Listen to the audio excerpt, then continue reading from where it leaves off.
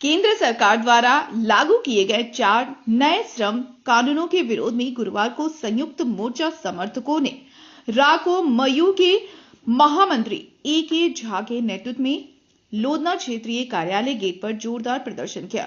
प्रदर्शनकारियों ने इन कानूनों को कथित काला कानून बताते हुए केंद्र सरकार से तत्काल वापस लेने की मांग की। सभा को संबोधित करते हुए ए.के. झा ने कहा कि यह कानून निजी कंपनियों को बढ़ावा देने के साथ साथ देश की कर्मियों व श्रमिकों को आर्थिक शोषण और छंटनी की ओर धकेलने वाला है। उनका कहना था कि अगर श्रम कानून वापस नहीं लिए गए तो कर्मियों के बेरोजगार बच्चों को रोजगार के अवसर खत्म हो जाएंगे, बेरोजगारी और बढ़ेगी तथा लोग निजी कंपनियों के समक्ष मजबूर हो जाएंगे। उन्होंने सभी कर्मियों से पार्टी और कूटीय भेदभाव भुलाकर एकजुट होकर आंदोलन तेज करने की अपील की है।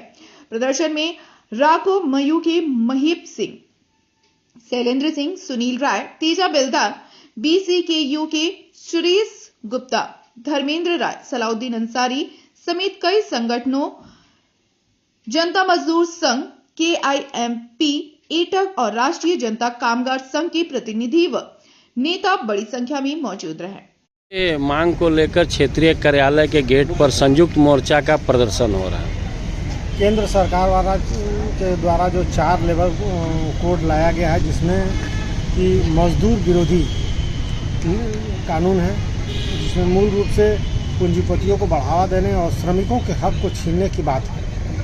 इसमें श्रमिक संगठन को भी नेस्तनाबूद कर देने का काम है, उसके अधिकारों को छीन लेने की बात है। उसी के खिलाफ जो है इसका बहुत दुष्परिणाम आने वाला है, बहुआयामी दुष्परिणाम आने वाला, जिससे मजदूर को बहुत ही नुकसान होगा।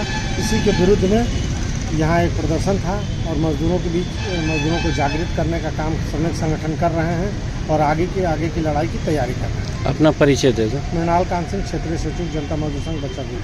को लेकर क्षेत्रीय कार्यालय के गेट पर संयुक्त मोर्चा का प्रदर्शन हो रहा है। भारत सरकार के द्वारा हम लोगों का 44 श्रम कानून को रद्द करके और 4 श्रम कानून बनाया गया है, जिसमें हम लोगों का बहुत सारा सुविधा में कटौती हुआ है, जिसका हम लोग पूरा जनता मजदूर संघ विरोध करता है।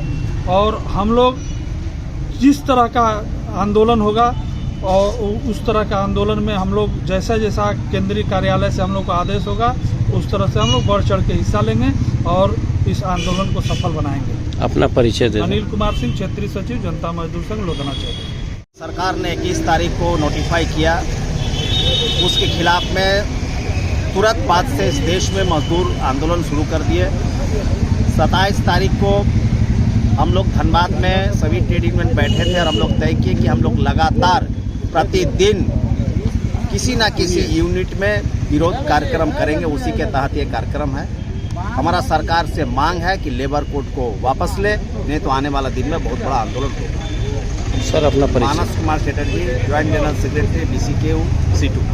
क्या कुछ मुद्दों को लेकर क्षेत्रीय कार्यालय के गेट पर संयुक्त मोर्चा का प्रदर्शन किया जा रहा है? ये जो 21 नवंबर 2025 को भारत सरकार ने जो 4 श्रम संहिताओं को लागू करने के जो आदेश जारी किया है, जो मजदूरों पर प्रतिकूल असर पड़ रहा है, इसी के विरोध में हम लोग जो है ये सभी क्षेत्र में घूम कर सभी मजदूरों से मिलकर इसको विरोध करने के लिए हम लोग आह्वान कर रहे हैं। और इसी कड़ी के तहत मेरा पहले 2 तारीख को कुसुंडा क्षेत्र में विश्वकर्मा प्रोजेक्ट में हुआ और ये आज दूसरा लोधना क्षेत्र में क्षेत्रीय कार्यालय के समीप। अगर ऐसा इस पर पाबंदी नहीं होती है तो अगला कदम क्या होगा?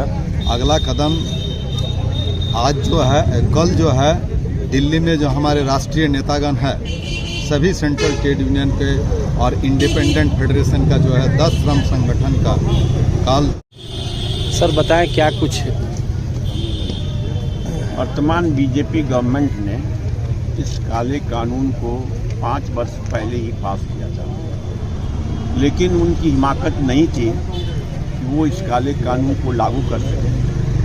अभी जो बिहार का विधानसभा का चुनाव हुआ, उस चुनाव में इन्होंने 31,000 करोड़ रुपये वर्ल्ड बैंक से लोन लिया और जिसमें से 14,000 करोड़ रुपया 13,000 कुछ पॉइंट वो बिहार को दिया वोट खरीदने के नाम योजना, जो भी वेलफेयर योजना लेकिन वेलफेयर बिहार के लोगों का हुआ या नहीं, चाहे दूसरे दिन से बुलडोजर चलना भी शुरू हो गया, लोगों के झोपड़ी उजाड़ने भी शुरू हुए, गरीबों के नाम पर पैसा लिया गया, गरीबों को खरीदने का काम किया।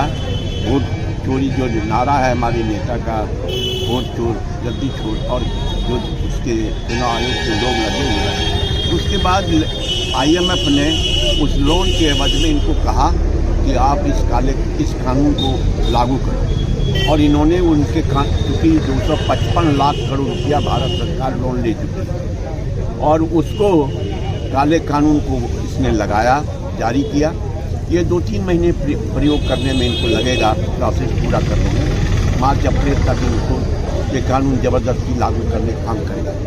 हमारे पास सिर्फ गांधीवादी रास्ते से देश को के इस मामले को, मजदूर के इस मामले को लड़ने का, आपने ये देखा इस देश में किसान को भी लड़ना पड़ा। 14-15 महीने लगातार आंधी बरसात तूफान में अपने 750-800 लोगों की आत्महत्या के बाद आज तक उसको कोई कंपनसेशन इस सरकार ने नहीं दिया, इस जालिम सरकार ने, ना तो उसको मुआवजा दिया। सुप्रीम कोर्ट के कोविड-19 में भी लोगों को कुछ नहीं दिया, गरीबों को।